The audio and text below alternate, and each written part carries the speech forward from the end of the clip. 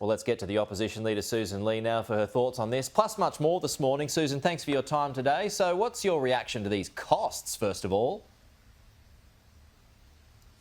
Good morning, Pete. Well, this is a massive expenditure by the government to fix up a mess of their own making. And our Senate committees are doing good work by interrogating this spend. But remember, this is about the 5th time the government has tried to fix this situation with respect to the NZYQ cohort. They committed crimes, they were locked up, they were let out, they committed more crimes. So we don't want them in the country, but we really do want Labor to get this right, because their first duty is to keep Australians safe. I also want to say that right now there is a preventative detention regime that the minister could use, that he hasn't used, that could actually take people off the streets and keep our communities safe. So this is a massive fail by this government. So if they're not to be here, is it right to send them to Nauru? We don't want them in Australia. We don't want them on the streets. We want our communities safe. And unfortunately, we've got examples where people were not safe. But the minister should step up and use his own preventative detention regime that we helped him pass. We've had to help the government fix up these laws a few times. We stand ready to do the same thing. And of course, we need to interrogate what this spend actually achieves. But if you don't want them here and they are to be sent to Nauru, do you support them being sent to Nauru, so then we just have to wear whatever the cost is? We support what keeps our communities safe, Pete, and if that includes sending them offshore, that is part of that. But I want to draw your viewers' attention to the incredible fail of this government with respect to their primary task, which is keeping Australians safe. And they just haven't done that. We stand ready through this Senate inquiry process to work with the government to help them get their laws right. This is about the 5th opportunity they've had. OK. There's plenty to discuss this morning, Sussan, so I'll get to our next topic. The Prime Minister said yesterday in Parliament that the story wasn't right about the return of the so-called ISIS brides, but a New South Wales police estimate session yesterday found they'd be involved in their resettlement. So did the Prime Minister mislead Parliament yesterday, or was he being cute with words? It looks like it, Pete, and good work by Sherry Markson on Sky actually revealed. Well, what I'm saying is that yesterday, in question time, the Prime Minister stepped away, and we will make further inquiries because he may well have misled the Parliament. We'll get to that, but stepped away from suggesting that any of this was happening at all, and government officials were not involved in repatriating ISIS brides. By the evening, the New South Wales Police Commissioner, as you said, had actually said, no, that's not the case. That work is going on.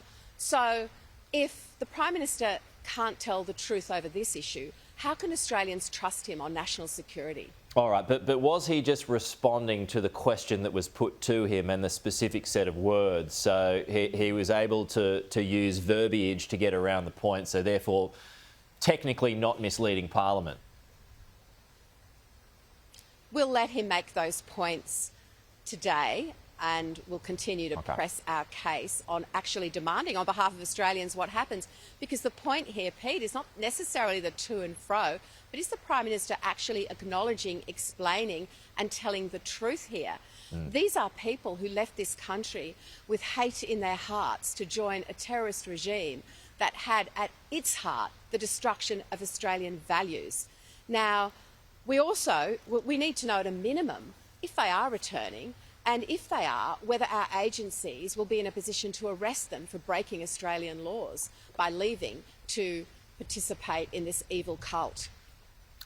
Still with the government, Sussan, it says it didn't know about Dan Andrews going to China and was very dismissive about questions about that visit when asked yesterday. What questions do you want answered on that today?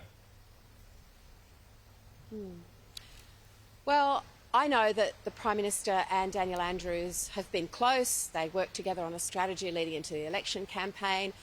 Pete, old flatmates stick together. Anthony Albanese needs to demonstrate some moral clarity here and actually call out Daniel Andrews for being just a few feet away from dictators and despots at a Chinese parade that the Chinese Communist Party demonstrated its military strength. Is it treachery?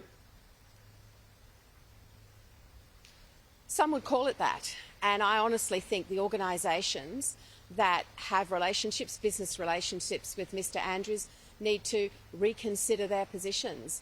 It's a stain on his character. But it's important too that our Prime Minister join other Labor leaders and call this out for what it is. We need to have a statement of moral clarity from the Prime Minister that to see his great friend be so close to dictators and despots at an event hosted by the Chinese Communist Party, which is a military show of strength to the West, that does need comment from our Prime Minister. Do you think the Victorian Premier Jacinta Allen should be going, even if it's just trade and business?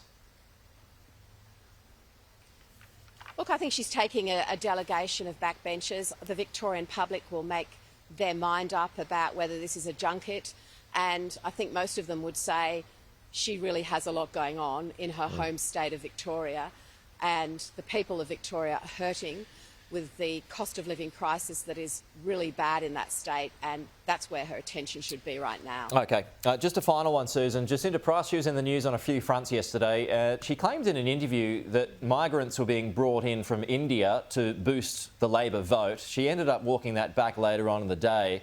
But has the damage been done here? Could she have isolated an Indian vote the coalition might have sought? Look, she's corrected those comments, Pete, and our migration policy, long-standing, bipartisan, is non-discriminatory. But I want to make this point that we do vote every 3 years, but every day that I'm opposition leader, I'm fighting for every single Australian, no matter where you came from. And our Australian Indian community are amazing. You contribute as Australian Indians so much to our country. We know how hard you work, your family values and the contribution you make across this country, and as opposition leader I value that incredibly. Do you expect Labor to use that at the next election as a scare tactic now though, that clip? Look, Labor will carry on in the way that they do, and I will leave that to them. What we're here for is to fight every single day for every Australian. And as I said, Pete, it doesn't matter how you vote, we're here for everyone, because we know that the values of the Liberal Party, aspiration, hard work, reward for effort, and building this community in this country are something that will resonate in a serious, credible, compelling agenda. All right, that's the Opposition Leader Sussan Ley. Susan, thanks as always for your time.